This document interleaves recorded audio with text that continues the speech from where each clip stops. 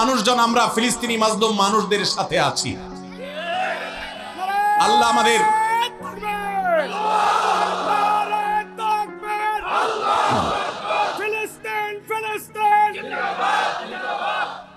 আল্লাহ রাব্বুল আলামিন আমাদের মুসলিম নেতৃবৃন্দকে সেই সুবোধ দান করুন, তারা যেন এদেশের সকল মতের, সকল চিন্তার, সকল পথের, সকল আদর্শের, সকল দলের মানুষদেরকে, এমনকি আমাদের যে সমস্ত অমুসলিম ভাইয়েরা আছেন তাদেরকেও এই মানবিক ইস্যুতে এক কাতারে দাঁড় করিয়ে লক্ষ লক্ষ বাংলাদেশের মানুষ ফিলিস্তিনি পতাকা হাতে নিয়ে তারা ফিলিস্তিনের প্রতি সহমর্মিতা প্রকাশ করবে, জানাবে। এই চেষ্টাটা আমরা করতে পারি কি পারি না? ইনশাআল্লাহ আল্লাহ আমাদের সবাইকে সেই তৌফিক দান করুন। এই ইতিহাস এই দেশে রচনা হোক, আমরা সেই দোয়া রব্বে করিমের কাছে আজকে ফরিয়াদ করছি।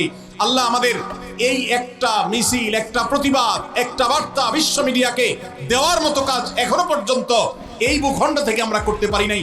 এর চেয়ে বড় লজ্জার বিষয় আর কিছু হতে পারে না। অমুসলিম দেশগুলো, জাপানের মতো দেশে হাজার হাজার মানুষের বিশাল বড় গণজমায়েত হয়, সেখানে এই অভিশপ্তদের এমবাসি ঘেরাও করার মতো ঘটনা ওই সব দেশে ঘটে। দুর্ভাগ্যজনক বাস্তবতা, আমাদের দেশে যার যার মতো আমরা কথা বলি, আমরা মিছিল করি, ব্যানার নিয়ে দাঁড়াই, প্রতিবাদ করি, মানববন্ধন করি, কিন্তু সবাই ঐক্যবদ্ধভাবে বিশ্বকে জানাবার মতো একটা ঐতিহাসিক সমাবেশ, ঐতিহাসিক গণজমায়েত আমরা আজও করতে পারি নাই। ইনশাআল্লাহ অচিরেই সেটা হবে। আল্লাহ আমাদেরকে সেই তৌফিক দান করুন। দ্বিতীয় আমার আফসোসের কারণ ফিলিস্তিন ইস্যুতে, আপনারা জানেন অন্য অমুসলিম দেশগুলোতে পর্যন্ত, খোদ আমেরিকাতে পর্যন্ত ইহুদিদের বিভিন্ন প্রোডাক্টগুলোকে অত্যন্ত কার্যকরভাবে বয়কট করা হয়েছে। আমাদের এই দেশে প্রত্যেকটা দোকানে দোকানে, প্রতিটা দোকানে দোকানে আপনি পাবেন ইহুদি পণ্যে পরিপূর্ণ ভরপুর সয়লাব। আমরা অনেকে আছি যারা ফিলিস্তিনি বাচ্চাদের ভিডিও দেখে চোখের পানি ফেলি, কিন্তু আমাদের ওয়াশরুমে গেলে হ্যান্ড ওয়াশটা দেখা যায় ইহুদিদের। আমাদের ওয়াশরুমে গেলে দেখা যায় সাবানটা কেনা হয়েছে, যে সাবানটা আমি টাকা দিয়ে কিনে এনেছি আমার পকেট থেকে, সেটা ইহুদিদের তৈরি করা। আমি যে সফট ড্রিঙ্কসটা গিলছি ডক করে, সেটা ইহুদিদের তৈরি করা। এই সমস্ত পণ্য আপনি যখন মুদি দোকান থেকে কিনেন, আপনি কোনো দোকান থেকে যখন ইহুদিদের কোনো পণ্য কিনেন, তখন আপনি পণ্য কিনেন না, আপনি মূলত ইহুদিদেরকে চাঁদা দেন বোমা হামলা করবার জন্য। আপনি যেটাকে টাকা দিয়ে সম্পদ কেনা, মাল কেনা মনে করছেন, এটা মাল কেনা নয়, এটা অভিশপ্তদের বোমাবাজিতে সাহায্য করা। লজ্জার বিষয়, কার্যকরভাবে বাংলাদেশে এখনো পর্যন্ত ফিলিস্তিন ইস্যুতে আমরা একটা বয়কট কার্যকরভাবে করতে পারি নাই। একটা সফট ড্রিঙ্কস শুধুমাত্র কিছুটা বর্জন করা গেছে আলহামদুলিল্লাহ, আর বাকি প্রোডাক্টগুলো সব যেভাবে সেভাবে রয়েছে। আমি একটা দেশীয় প্রোডাক্টের একটা মালিক, একটা দেশীয় প্রোডাক্টের একজন মালিককে প্রশ্ন করেছিলাম, ভাই আপনাদের প্রোডাক্টগুলো কেন বাজারে বাজারে দোকানে দোকানে পাওয়া যায় না? কেন ইউনিলিভারের মাল বাজারে পরিপূর্ণ? কেন যারা আমাদের সমাজে 14ই ফেব্রুয়ারিতে আমাদের তরুণদের চরিত্রকে ধ্বংস করার নীল নকশা করে, সেই ক্লোজ আপ কেন আমার দোকানে থাকে? কেন আপনাদের পেস্ট দোকানে নাই? আমাকে সেই বাংলাদেশি কোম্পানির মালিক, বাংলাদেশি প্রোডাক্ট তৈরি করেন সেই ব্যবসা প্রতিষ্ঠানের মালিক, তিনি আমাকে বলছেন, ভাই লজ্জার কথা, আমাদের দেশে এক শ্রেণীর, সবাই নয়, এক শ্রেণীর অসাধু কর্মকর্তা কর্মচারী আছে সরকারি অফিসগুলোতে, যারা এই সমস্ত ইহুদি কোম্পানিগুলো, বিদেশি কোম্পানিগুলো থেকে টাকা পয়সা খেয়ে, ঘুষ খেয়ে, তাদের জন্য সকল সুযোগ সুবিধা, সকল ফ্যাসিলিটিসকে এমন ভাবে প্রোভাইড করে যে আমরা দেশীয় প্রোডাক্ট যারা প্রস্তুত করি, তৈরি করি, তারা তেমন কোনো সুবিধা করতে পারি না। তার এই কথার বাস্তবতা আছে। আমিও কিছুটা অনুভব করার চেষ্টা করেছি, অনুসন্ধান করার চেষ্টা করেছি। দুর্ভাগ্যজনক বাস্তবতা, আমরা সাধারণ মানুষও আমাদের নিজস্ব উদ্যোগে ইহুদিদের পণ্য মুক্ত আমাদের বাসা করব, সেটা আমরা করতে পারি নাই। মনে রাখবেন, আপনি যদি ইহুদিদের পেস্ট না কিনেন, তাদের সাবান না কিনেন, তাদের প্রসাধনী না কিনেন, তাদের কোনো প্রকার আইটেম আপনি না কিনে তার জায়গায় যদি একটা মুসলিম দেশের তৈরি করা, আপনার নিজের দেশের তৈরি করা কোনো জিনিস আপনি নেন, কোয়ালিটি যদি একটু খারাপ হয়, দাম যদি একটু বেশিও পড়ে, আপনার এই কিনার কারণে, এই যে আপনি স্যাক্রিফাইস করলেন, একটু কম কোয়ালিটির জিনিস নিলেন, আবার দাম একটু বেশি দিলেন, এই স্যাক্রিফাইসটা কিয়ামতের ময়দানে ফিলিস্তিন ইস্যুতে আপনি আপনার ন্যূনতম দায়িত্বটা পালন করতে পেরেছেন, এই হিসাবে আল্লাহর কাছে হাজির হবে, এর সওয়াব আপনি আল্লাহর কাছে লাভ করবেন ইনশাআল্লাহ। আমরা কারা কারা আছি ইহুদিদের পণ্য মুক্ত করবো আমাদের বাসাগুলোকে? কারা কারা আছে? আল্লাহ আমাদের সবাইকে তৌফিক দান করুন। আমাদের বাসা বাড়িতে ইহুদি পণ্য থাকবে না, ঠিক আছে ইনশাআল্লাহ? কোন মুদি দোকান থেকে আমরা ইহুদি পণ্য কিনবো না। প্রয়োজনে আমি সফট ড্রিঙ্কস গিলবো না। দেশিটা থাকলে খাবো, না হলে খাবো না। একবার বাংলাদেশ বিমানে আমি কোথাও ট্রাভেল করতেছিলাম, আমাকে কোকা কোলা দেওয়া হলো। আমি বললাম, কেন কোকা কোলা? আমার দেশীয় ক্যারিয়ার, আমার দেশীয় সফট ড্রিঙ্কস নাই, কেন আপনি বিদেশি সফট ড্রিঙ্কস খেতে আমাকে বাধ্য করবেন? প্রতিবাদ স্বরূপ আমি এটা খেলাম না, নিয়ে যান, অন্তত একটা বোতল বাঁচবে।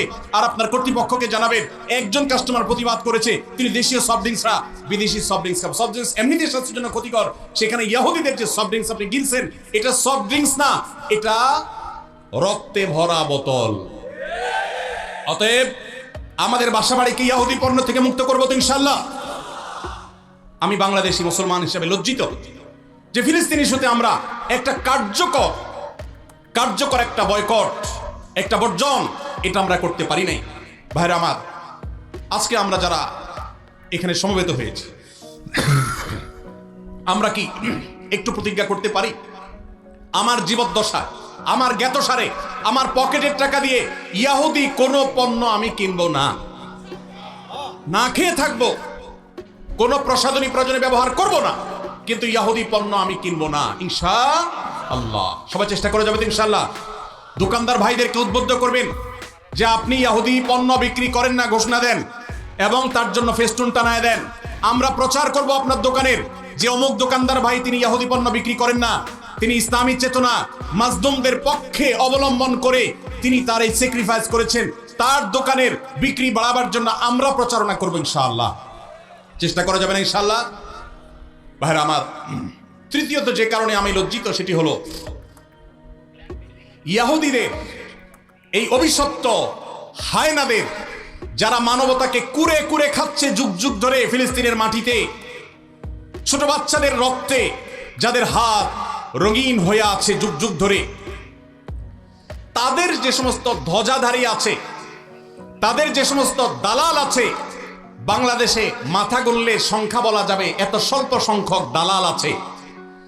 এই কট্টর সেকুলার বামপন্থী কিছু দালাল, মুসলিম বিদ্বেষী কিছু দালাল, যারা ইহুদিদের দালাল, এই মুসলমানদের ভূখণ্ডে, ধর্মপ্রাণ মানুষের ভূখণ্ডে তাদের গলা যখন উঁচু দেখি তখন আমার লজ্জা হয়। আমরা এই দালালদের উঁচু কণ্ঠ যদি এদেশে শুনি, তাহলে এর চেয়ে বড় লজ্জার বিষয় আর কিছু হতে পারে না।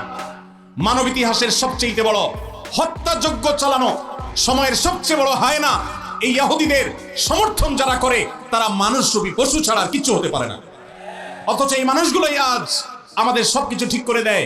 তারাই আপনার নীতি নির্ধারণের ভূমিকায় তারা অবতীর্ণ হয়, তারাই আপনার আইন ঠিক করে দেয়, তারাই আপনার নীতি নির্ধারণ করে দেয়, তারা আপনার সবকিছু বলে দেয়। জাতি হিসাবে আমাদের জন্য এর চেয়ে বড় লজ্জার বিষয় আর কিছু হতে পারে না। ভাইরা আমার, অতএব আসুন ফিলিস্তিন ইস্যুতে আমরা আল্লাহর কাছে চোখে পানি ফেলার পাশাপাশি সর্বশক্তি দিয়ে যৌক্তিক এবং যথাযথ প্রতিবাদ আমরা প্রত্যেকটা মানুষ যার যার জায়গা থেকে অব্যাহত রাখি এবং আল্লাহর কাছে একটা ফরিয়াদ করি, ও আরশ আজিমের মালিক, রোমের কলোসিয়ামের গ্যালারিতে বসে যেরকম তখনকার পশুরা মানুষের নির্মম ভাবে মৃত্যুবরণ করা দেখতো, দেখে তারা উৎসাহ করত, উদ্দীপনা করত, ফুর্তি করত, আজ ফিলিস্তিনের ছোট্ট একটা ভূখণ্ডের চারপাশে শত শত কোটি মানুষ মানবতার মুখোশ ধারণ করে আছে। মানবাধিকারের সবক সকাল বিকাল যারা মুখে শোনায়, মুখে বলে, জিগির তোলে, সেই মানুষগুলো আজ ওই কলোসিয়ামের গ্যালারিতে বসে যেরকম নির্মম ভাবে মানুষ হত্যার আনন্দে উৎসব করত, আজ গোটা বিশ্ব সেরকম উৎসবে মত্ত হয়ে আছে। আল্লাহ এই জুলুমের শেষ পরিণতি আমাদেরকে দেখে যাওয়ার তৌফিক দিও। এই জীবদ্দশায় যেন আমরা এই জুলুমের শেষ দেখে যেতে পারি, আল্লাহ আমাদের সবাইকে সেই তৌফিক দান করুন। ভাইরা আমার, আমরা সবাই যার যার দায়িত্বটা পালন করবো তো ইনশাআল্লাহ। আল্লাহ আমাদেরকে সেই তৌফিক দান করুন।